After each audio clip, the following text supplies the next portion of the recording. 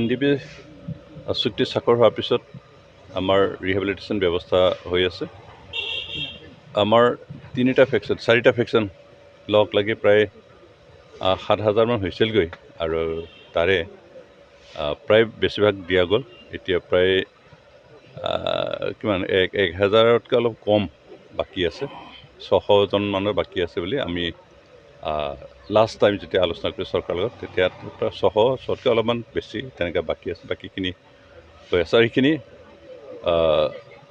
Verification চলি আছে আৰু ভেৰিফিকেশ্যন শেষ হ'লে সেইখিনি দিয়া যাব।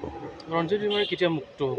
যেতিয়া চাকৰকাৰী হৈ তেওঁ নাই, ৰঞ্জন দৈমাৰী মুক্ত এনেতো মুক্ত নহয়, যিহেতু তেওঁৰ এগেইনষ্টে যিখিনি কেছ আছিল সেই কেছটো কনভিক্টেড হ'ল আৰু কনভিক্টেড কেছটো কাইলৈ মুক্তি হ'ব, পৰহি মুক্তি হ'ব বুলি কোৱাটো সম্ভৱপৰ নহয়, কাৰণ এইটো আইনী প্ৰক্ৰিয়া।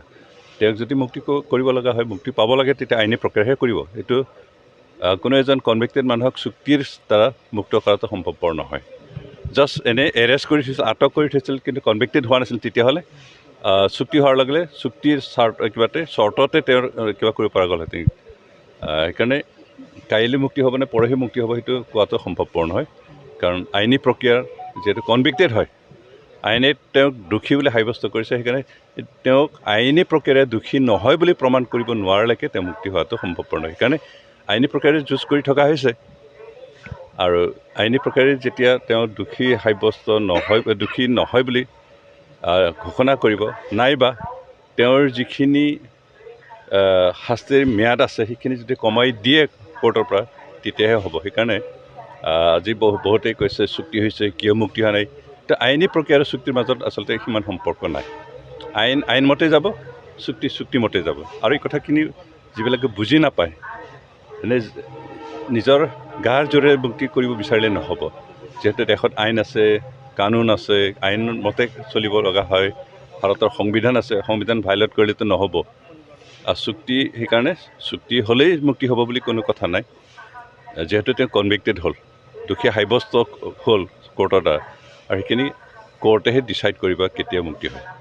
ইলেকশ্যনৰ আগত ইমান সহজে কোৱা টান, সেইকাৰণে মই একো নকওঁ। যিহেতু আইনী প্ৰক্ৰিয়া আইনী চলি আছে, তাত মাত মাতাটোৱে উচিত নহয়। যাৰ কেছটো কিমান এতিয়ালৈকে NDB কেছটো কিমান এতিয়া শেষ হ'ল আৰু কি পেণ্ডিং হৈ আছে? এতিয়ালৈকে প্ৰায় 250জন মানৰহে ৰিলিজ হৈছে আৰু সেইখিনি চালি-জাৰি চাই আছে। অকল ৰঞ্জন দৈমাৰী নহয়, আৰু বহুতো আছে কনভিক্টেড। আপোনালোকে অকল ৰঞ্জন দৈমাৰীৰ কথাহে কয়, কিন্তু ৰঞ্জন দৈমাৰীৰ বাদেও প্ৰায় 30-40জন মান কনভিক্টেড আছে। তেখেতসকলৰ কথা কিয় চিন্তা নকৰে? গোটেইখিনিৰ আইনী প্ৰক্ৰিয়াৰে উলিওৱাৰ চেষ্টাখিনি কৰি থকা হৈছে, আৰু তেওঁ মুক্ত হ'লে বাকীখিনি মুক্ত হ'ব, বাকীখিনি মুক্ত হ'লে তেওঁ মুক্ত হ'ব।